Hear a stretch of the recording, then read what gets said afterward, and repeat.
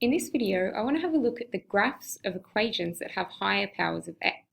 So the first equation we have is something like y equals x cubed. So if an equation has that cubed term in it, and that's the highest power, then it's called a cubic, and it'll look something like this. So it gets flatter near the origin, and it gets steeper as it moves further away in both directions. Our next type of equation is one where the highest power of x is a 4. So those sorts of equations are called Cortex. So y equals x to the power of 4 is our most basic one, and it looks like this here. So it's pretty similar looking to a parabola, except it's getting a much flatter near the origin.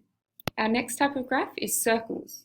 So circles have an equation that looks like x squared plus y squared equals a squared, where that a is the radius of the circle.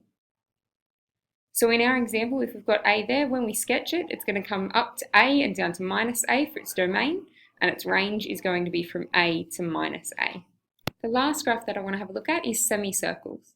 So there's two different types of semicircles, so there's two different equations as well. They're all based on that equation of a circle that we just looked at, rearranged.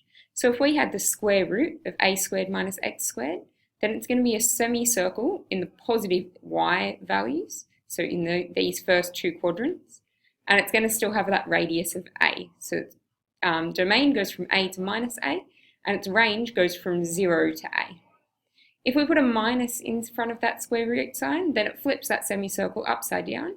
So it still has that same domain of a to minus a, but its range is from 0 to minus a now. So those are a few examples of graphs that come from equations with higher powers of x.